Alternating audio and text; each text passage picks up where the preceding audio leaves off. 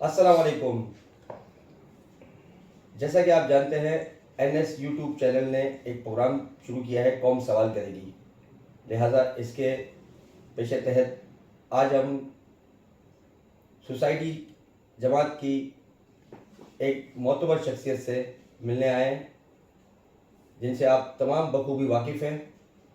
Covid हो या फिर डेंगू वायरस, तमाम में इन्होंने बढ़ चढ़ के हिस्सा लिया है। तो चले मिलते हैं अब्दुर्रहमान जाफरानी से।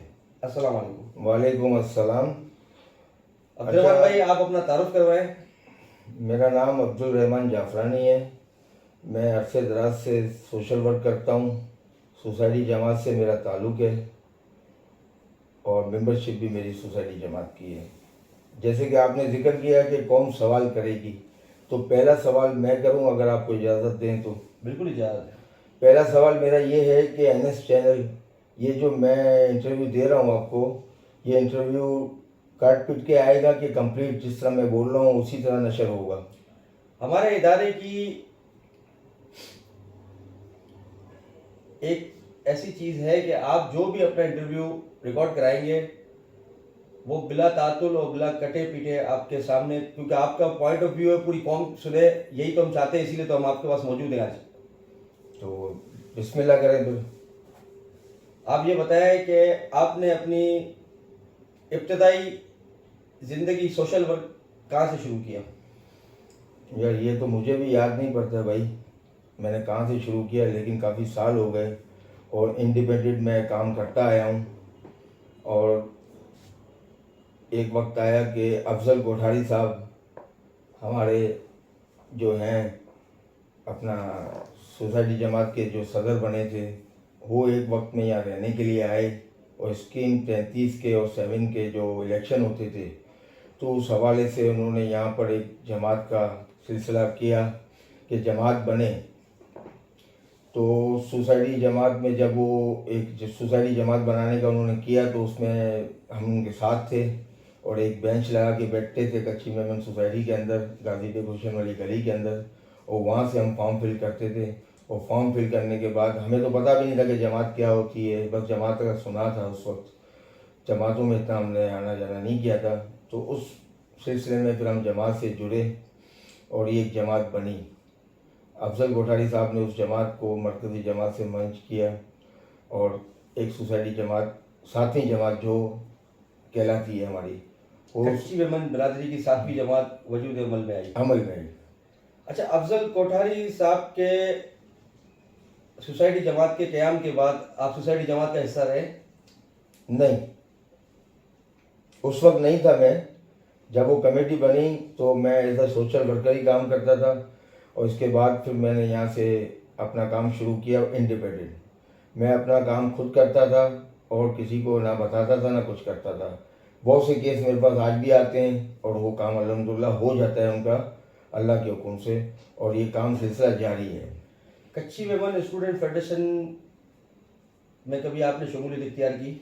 मुझे आने नहीं दिया गया भाई।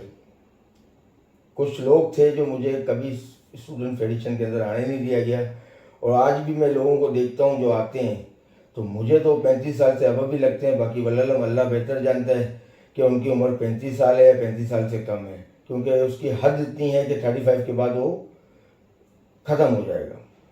तो कच्ची मेमन स्टूडेंट फेडरेशन में ऐसा क्या था कि जो आपको आने नहीं दिया गया? बस एक मोनोपोली थी जो बचपन से चली आ रही है। कुछ लोग हैं जो अपने एक दोस्ताना माहौल बना के रखे हुए हैं और समझे कि जबरन किसी को आने नहीं देते अपनी मर्जी के बगैर। पहली बार आपने बाज़ाब्ता किस अदवार में शमूलियत इख्तियार की सोसाइटी जमात में? सोसाइटी जमात का सिलसिला यूँ था कि अफजल कोठारी साहब चेयरमैन का इलेक्शन लड़ रहे थे और उनके सामने थे रफ़ीक अली को जाफरानी साहब, और अफजल कोठारी साहब की टीम थी अकरम यूसुफ साहब के साथ। तो हम अफजल कोठारी साहब के साथ एक सिलसिले से काम करते हुए चले आ रहे थे, तो हमने अफजल कोठारी का साथ दिया।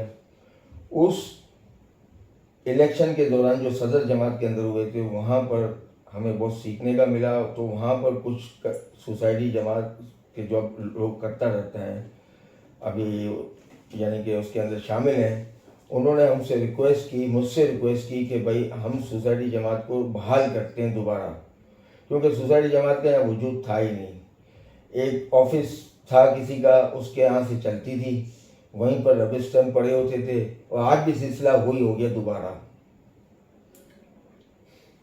तो वहाँ से जो है ना, उन साहब ने हमें, दो साहब थे, मैं उनका नाम भी बोलेंगे तो सलमान शाकिर बॉम्बे, सलमान सोगो वाला, सलमान निशाद और शाकिर बॉम्बे वाला, उन्होंने मुझसे कहा कि भाई आप जमात को टैकल करें और जमात के लोग नए लाएं।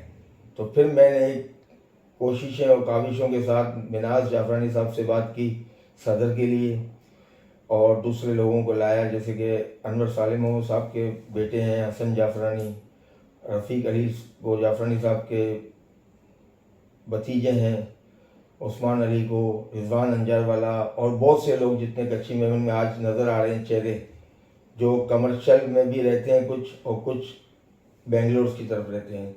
उन सब का मैंने सबसे बात करके और सबसे फरमाइश करके कि भाई आप जमात में आएँ और जमात का बेराम उठाते हैं। उसके बाद एक सोसाइटी जमात का इलेक्शन का सिलसिला शुरू हुआ, उसमें हमने 17 लोगों ने फॉर्म फिल किए, सामने कोई फॉर्म लेने आया नहीं, और हम अनअपोज आ गए, जिसमें मैं इंफॉर्मेशन सेक्रेटरी की सीट पे था। तो उस वक्त इंफॉर्मेशन सेक्रेटरी की सीट पे आप थे, तो आपने अपना टेन्योर मुकम्मल किया या इस्तीफा दे दिया था? नहीं, एक टेन्योर मैंने मुकम्मल किया, और सेकंड टेन्योर के अंदर मैंने जो APMF के अंदर जनरल काउंसिल हुई थी, उसके बाद मिनाज जाफरानी साहब ने रात को 3-3:15 बजे, और मैंने 5:30 बजे इस्तीफ़ा अपने व्हाट्सएप ग्रुप जो सोसाइटी जमात का बना हुआ था उसमें हमने पेश कर दिया। उसके बाद बाय हैंड नदीम सत्तार साहब जनरल सेक्रेटरी थे, उन्होंने बोला कि आप है ना हमें लिखत के साथ दें, तो हमने लिखत के साथ दोनों इस्तीफे उनको पहुंचा दिए। अच्छा, सोसाइटी जमात का आप हिस्सा भी रहे, और पहले टेन्योर की बात कर रहा हूँ मैं आपसे, जिसमें आपने हिस्सा भी लिया और बाकायदा मुंतखब भी हुए, भले अनपोज से। तो उस टेन्योर में और आज भी सोसाइटी जमात में कोई ऑफिस नहीं है, कोई बैंक अकाउंट नहीं है, तो आपने कोई कोशिशें उसके लिए नहीं की? नहीं, कोशिशें तो बहुत की थी। पहला टेन्योर जब हमने शुरू किया तो हम 17 रुकनी कमेटी थी, और 17 रुकनी कमेटी सारी की सारी हर मीटिंग के अंदर पहुंचती थी। इक्का दुक्का कोई ना आ रहा हो तो अलग बात है, कोई वजूहत की वजह से, वरना सारे लोग आते थे। और हमारा एक साथी था इमरान रशीद बगला, उसका ऑफिस होता था, उस ऑफिस को फ्रेंड्स ऑफ मेमन भी यूज़ करते हैं, आकाश एक टीम वाले हैं वो भी यूज़ करते हैं, उनका डेकोरेशन का और कैटरिंग का काम है, और उसके अलावा हम भी यूज़ करते थे और कुछ पैसे वगैरह उनको देते थे। तो वहाँ पर हमारी मीटिंगें होती थी, और उस टेन्योर को हमने वहाँ गुजारा। उसमें काफ़ी चीज़ें ऐसी थी कि एक तो अकाउंट्स नहीं था, दूसरा हमारे पास ऑफिस नहीं था। ऑफिस के लिए यहाँ पर तो आपको पता है कि सोसाइटी जमात के पास कोई जमात की चीज़ें थी नहीं। जो मिनी हॉल कम्युनिटी है वो आपको पता है कि cooperative housing society private limited उसका हिस्सा है, तो जमात का हिस्सा नहीं है। तो हमें कोई ऑफिस नहीं मिला था यहाँ पर, और हम समझे कि ऑफिस कर भी नहीं पाए, क्योंकि हालांकि सोसाइटी जमात से डोनेशन इतना आता है जो मरकज़ को जाता है, लेकिन हमारे लिए कोई ऑफिस का बंदोबस्त नहीं किया गया। अकाउंट्स की बात करते हैं तो अकाउंट्स के लिए काफ़ी कोशिशें की गई, लेकिन वजूहत ये थी कि या तो जो जिनको अकाउंट खोलना था, क्योंकि ये अकाउंट खोलने का काम होता है सेक्रेटरी का और फाइनेंस सेक्रेटरी का। अब उन्होंने कितनी कोशिशें की, क्या की मुझे नहीं मालूम, लेकिन बताते थे कि भाई अकाउंट नहीं खुल सकता है और मामला बहुत हैं। तो हमने बोला चलो ठीक है भाई, उससे मरकज़ से भी रिव्यू किया गया, मरकज़ ने भी कोशिश की, आखिर में हासिल हुआ ज़ीरो के अकाउंट मेरे ख्याल से आज तक नहीं खुला हुआ। तो दूसरे टेन्योर में आपने क्या गिरा कदर खिदमत अंजाम दी, और आपका इस्तीफे का सबब कौन से अवामिल बने? देखिए, मैं आपको थोड़ा सा ब्रीफिंग कर दूँ। पहले टेन्योर में जब इंफॉर्मेशन सेक्रेटरी होने की वजह से मेंबरशिप का मसला था कि मेंबरशिप बढ़ाई जाए हमारी सोसाइटी जमात की, तो सोसाइटी जमात की मेंबरशिप बढ़ाने के लिए हमने एक ऑर्गेनाइज किया 3 दिन था। रात में हम बैठते थे, मिनाज जाफरानी साहब का जो प्लॉट है वहाँ पर, और वहाँ पर बैठ के हमने एक मुहिम शुरू की। तो खैर 17 रुकनी कमेटी थी, उन्होंने इंचार्ज बनाया फरहान पारवानी साहब को। मैं था इंचार्ज, फिर मुझसे लेके उनको दे दिया कि ये पढ़े लिखे हैं, चलो ये कर लेंगे। तो उनके पास लैपटॉप वगैरह था, चलें ठीक है, मैंने कहा कोई बात नहीं, तरक्की करनी है, जमात तरक्की कर जाए और लोग मेंबर बन जाएं, तो उनको दे दिया गया था। तो वो इंचार्ज उस प्रोग्राम के थे और ये सिलसिला चला, उसमें लोग आए, लोगों ने अपने मेंबरशिप करवाई काफ़ी लोगों ने। उसके बाद पहले की जो मेंबरशिपें थी वो पेपर्स हमें सेक्रेटरी को पास ही थे, क्योंकि पहले भी सेक्रेटरी अमीन निशानी साहब थे। बाद में आए जब हमारे पहले टर्नर में तो सेक्रेटरी वही थे, तो हिसाब किताब उनके पास थे। सेकंड टर्नर शुरू हुआ तो सेकंड टर्नर के अंदर नदीम सत्तार साहब सेक्रेटरी आए। उसके बाद काम अच्छा होना शुरू हो गया, क्योंकि वो पढ़े लिखे थे, कागजी कार्रवाई पूरी करते थे, लेटरबाजी वो रखते थे। कोई भी आता था बंदा तो उससे लेटर लिया जाता था और मरकज़ी जमात को लेटर दे के जवाब सवाल किए जाते थे। उस दौरान मेंबरशिप के हवाले से कुछ मामला आए तो फरहान पारवानी साहब से वो मेंबरशिप दोबारा ली गई और मुझे हैंडओवर की गई। अशरफ अगरबत्ती वाला साहब हमारे वाइस चेयरमैन थे और मिनाज जाफरानी साहब के कहने पे ऑब्जेक्शन मैंने किया था, तो उन्होंने और 2-3 और में ऑब्जेक्शन किया था कि हमारी फैमिली के जो हैं फ़ोटो वगैरह और डेटा है वो अनसेफ है अदर बंदे के पास। तो उसके बाद फिर वो मुझे दोबारा हैंडओवर किया गया, तो वो खैर कंप्लीट नहीं था, लेकिन मुझे बोला गया कि आप इसको ले लें। तो मैंने, जो हमारी क़यादत थी, अशरफ अगरबत्ती वाला साहब और दूसरे थे शुभ जुमानी साहब थे और 2-3 और थे, उनके कहने पे मैंने इनकी मौजूदगी में एक होटल के अंदर, क्योंकि हमारे पास ऑफिस नहीं था, हम होटलों की चाय की होटल और यहाँ हम मीटिंगें करते थे, तो उस होटल के अंदर मुझे ये सारी चीज़ें मुझे वापस दी गई। फिर सेकंड टर्न शुरू हुआ, नदीम सत्तार साहब आए, फिर वही बात हुई कि भाई अब फरहान पारवानी साहब को दे दें। मैंने कहा ठीक है दे दें, कोई मसला नहीं, कोई इशू मुझे तो नहीं है, मेरी चीज़ तो नहीं है, कोई जमात की चीज़ है, हमने हैंड ओवर कर दी। हाँ, नदीम सत्तार साहब ने वहाँ पर जब चार्ज लिया था पिछले सेक्रेटरी से, तो 0 चार्ज मिला था हमें, 0 चार्ज, यानी कि उनके पास चार्ज देने को था नहीं। वो भी राइटिंग में शायद मेरे ख्याल से लिखा हुआ है, नदीम सत्तार साहब इस पर ज़्यादा ब्रीफिंग देंगे क्योंकि वो सेक्रेटरी थे उस वक्त और सारी डिटेल उनको मालूम है। ये है।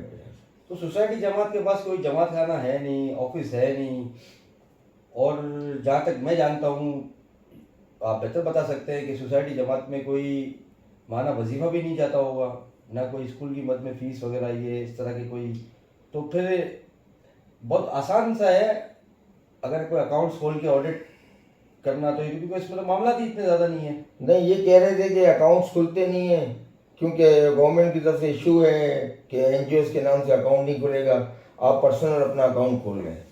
बाकी रहा दूसरा सवाल आपका कि यहाँ पर कोई फलाह और बहबूद का काम, तो आपको पता है यहाँ ज़्यादातर सेठ लोग रहते हैं, यहाँ से डोनेशन जाता है, डोनेशन लिया नहीं जाता है, ना ज़कात ली जाती है। लेकिन कुछ सफ़ेद पोश हैं, कुछ ज़कात लेते हैं, कुछ सफ़ेद पोश लोग हैं जो यहाँ ज़कात लेते हैं, और सफ़ेद पोश हैं जो खामोशी से लेते हैं, जिनका ज़रिया माश समझे कम है, वो बेचारे अपना गुजारा करते हैं।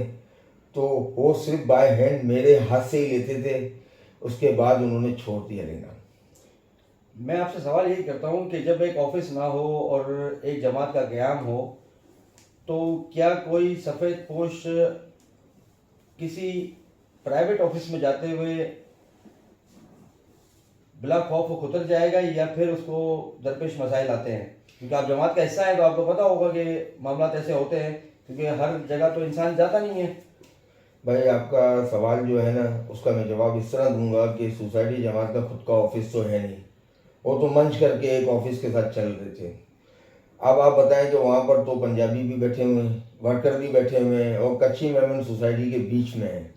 अब कच्ची मेमन जो सफ़ेद पोश होगा या कोई ज़कात लेने वाला होगा, उस ऑफिस के अंदर आएगा ही नहीं, लेने ही नहीं आएगा, क्योंकि वो अपने आप को अनसिक्योर और अनसेफ समझेगा। और बाकी रही बात, तो यहाँ एक दूसरे की बहनें बेटियाँ एक दूसरे के घरों में हैं, तो आपको पता है कि जमात में कोई बात आती है तो आनन फानन बाहर निकल जाती है।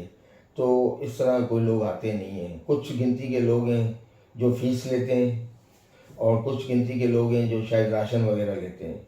हाँ, ये कच्ची मेमन जमात सोसाइटी का अमल जो हुआ और ये वजूद में आई तो ये बड़ी उजलत में बनी है भाई। इसका कोई सिलसिला बनना नहीं था, ना इसकी कोई ज़रूरत थी। जब यहाँ पर कोई चीज़ है ही नहीं तो फिर आप इसको बना के कोई फ़ायदा नहीं था। और जिन्होंने बनाई उन्होंने खुद अपनी मेंबरशिप अफजल कोठारी साहब ने सदर में ट्रांसफ़र कर दी। तो जो बानी थे वो खुद यहाँ से चले गए भाई। Like, share, and subscribe.